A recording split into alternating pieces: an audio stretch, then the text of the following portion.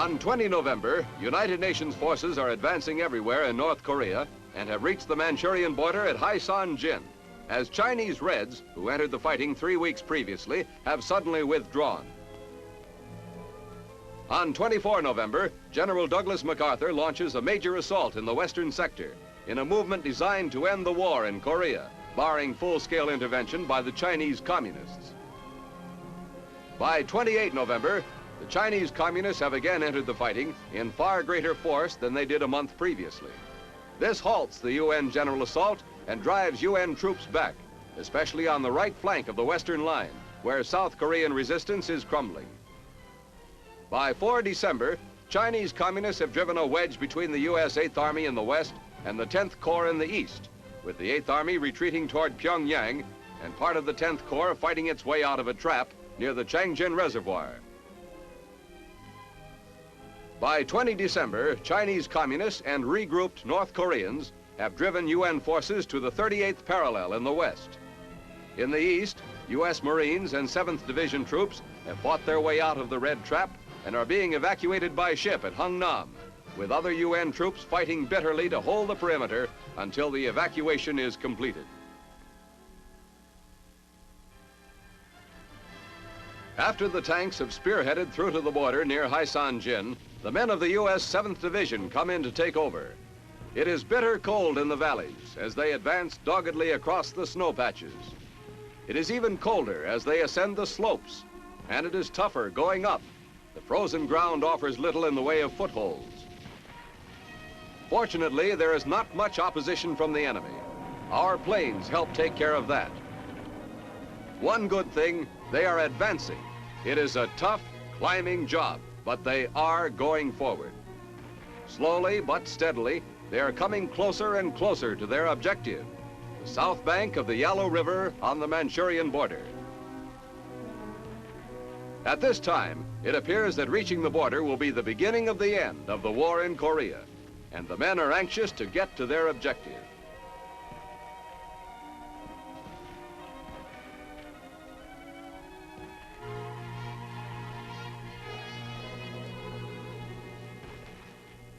Finally, they see it stretching out in front of them, the Yalu River frozen over completely, and the Korean town of Haisan-jin nestling in the snow-patched valley. Thanksgiving dinner, turkey with all the trimmings, and served piping hot, is a pleasant interlude.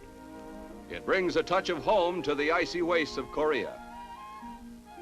The machine gun crews crouched in the outposts overlooking the vast icy stretch of the Yalu River are not forgotten. The mess sergeant brings Thanksgiving to them, too. Hot chow that hits the right spot when it's so cold.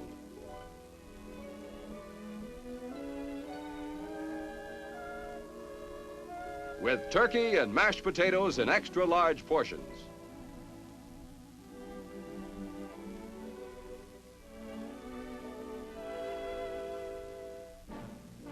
But Thanksgiving peace doesn't last long. The Chinese hordes attack suddenly, crossing the ice on the Yalu in ever-increasing numbers. Many of them surrender.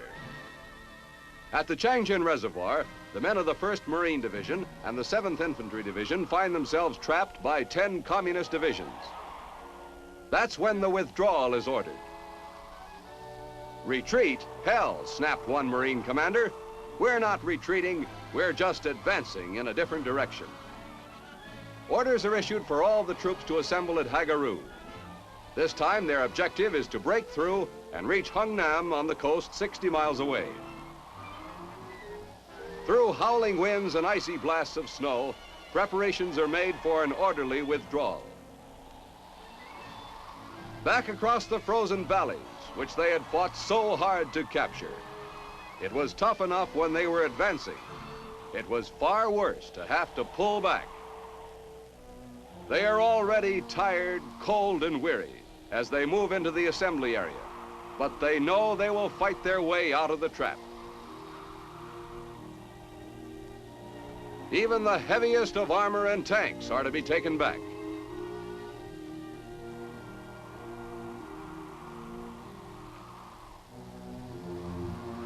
There are casualties as much from the cold as from snipers' bullets.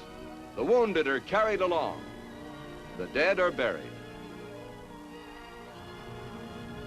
But the assembly for the withdrawal continues unabated. Food and supplies are airdropped from C-47s and C-119s by the 21st Troop Carrier Squadron of the Combat Cargo Command.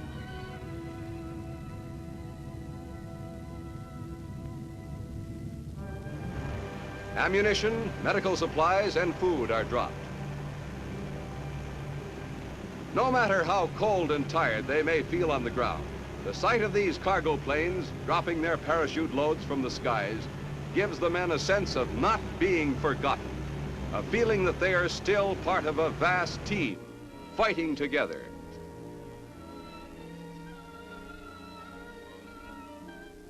Meanwhile, preparations for the long, hazardous move progress.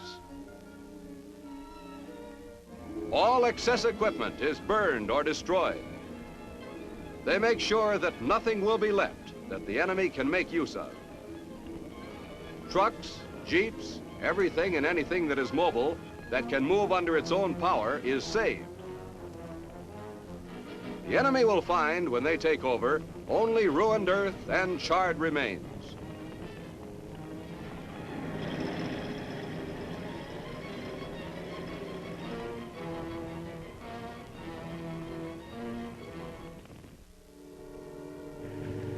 Thousands of battle casualties and frostbite victims are evacuated from the emergency fields at Hagaru and Koto and flown here to the Yonpo airfield near Hungnam, where they are transferred to hospital planes for the trip to Japan.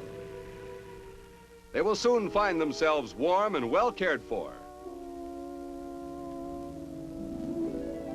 Many of these men suffered their wounds during the withdrawal from the Changjin Reservoir, but none were left behind to the communists.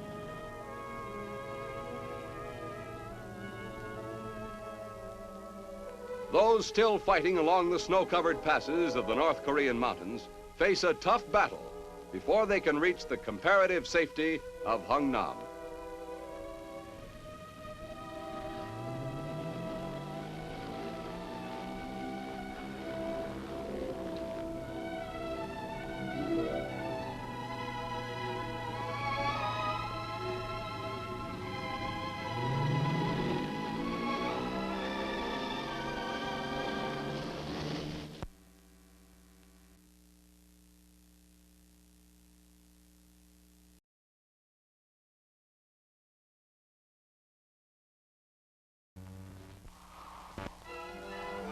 With only short pauses at Hagaru near the Changjin Reservoir and Koto 10 miles south, the steady push to safety continues.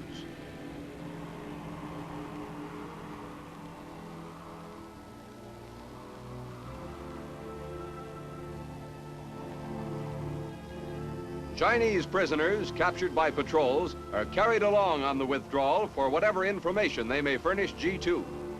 In contrast to the North Korean prisoners, these Chinese are much better equipped and more warmly clad.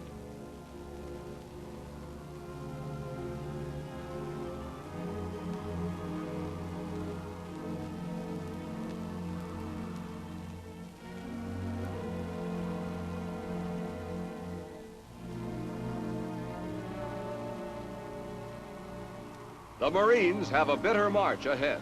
It's 44 miles to Hungnam. The road winds through some of the roughest fighting terrain in the world. In the history of the U.S. Marine Corps, this march will stand as one of its most valiant battles.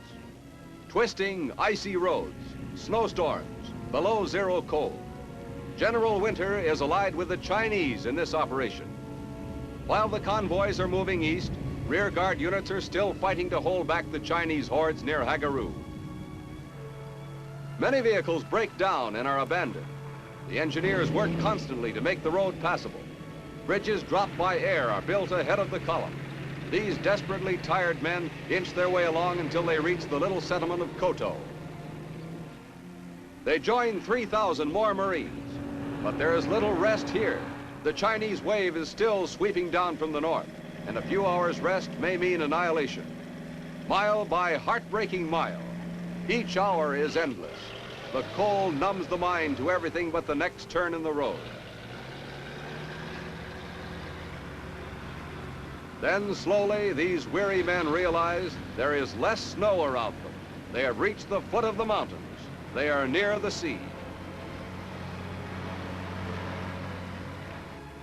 13 days after the march from Hagaru, the Marines meet the protection of the U.S. 3rd Division on the outskirts of Ham Hung.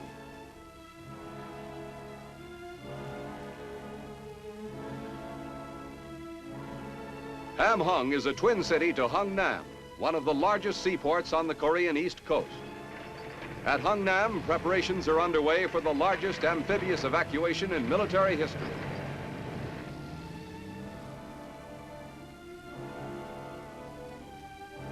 Everything of military value in the cities of Ham Hung and Hungnam is to be carried away or destroyed.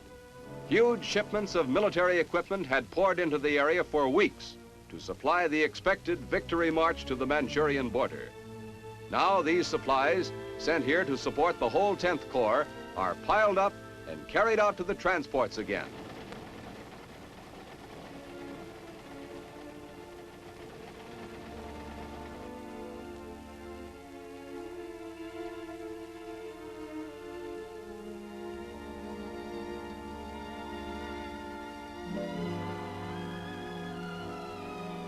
Headquarters equipment, rehabilitation supplies, everything goes as Korean civilians pitch in to help. Most of the Korean population is hoping there will be shipping space for them to go too.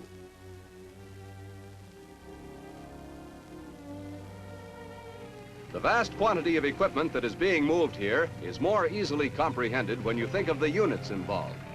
The 10th Corps that is being evacuated includes 3 full U.S. divisions: the 1st Marine Division, the 3rd Infantry Division, and the 7th Infantry Division, plus thousands of South Korean troops.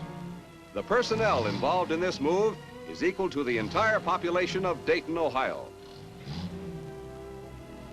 Over 100,000 civilian refugees from the Hungnam area are taken to freedom along with the troops, but thousands must be left behind to the uncertain mercy of the communists.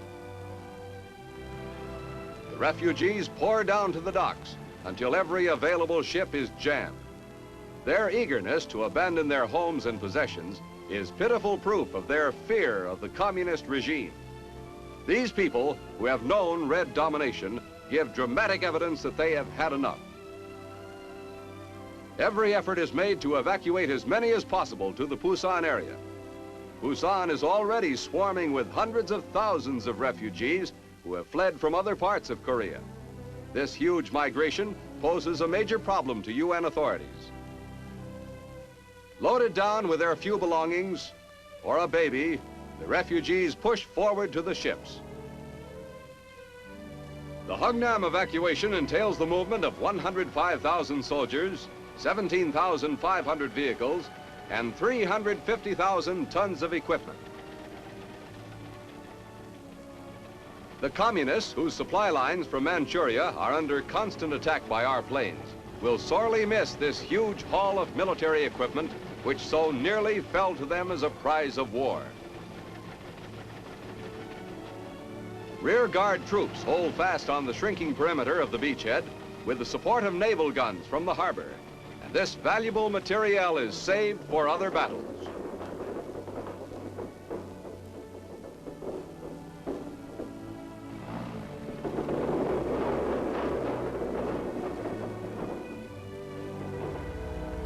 With the United States 3rd Division fighting the principal holding action, the rest of the 10th Corps is taken aboard the evacuation ships. The 3rd Division had been fighting to the south of the Marines in the original advance to the border. In spite of the apparent turmoil, the troop evacuation is calm and orderly.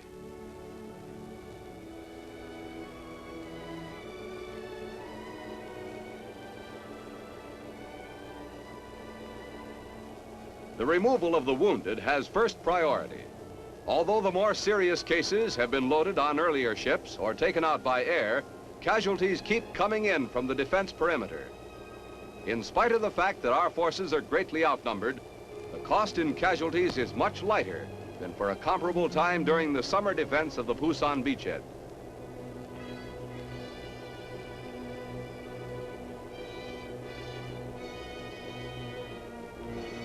Landing craft form an endless conveyor belt running from the docks to the transports waiting in the harbor.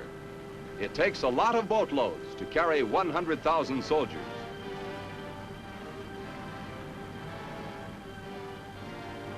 On hand to receive the 10th Corps troops is a large U.S. Navy amphibious fleet commanded by Rear Admiral Doyle. The guns of the 7th Fleet under Vice Admiral Struble support the evacuation. This redeployment of an entire Army Corps by sea has never been attempted before. But the U.S. forces, pioneers in mass beachhead operations, simply take their well-perfected amphibious landing techniques and work them in reverse. The evacuation begun on 12 December is well along by the 20th of the month. The gallant fighting force, which fought its way to the coast against tremendous odds, takes leave of Northern Korea. But the Red aggressors will be meeting them again.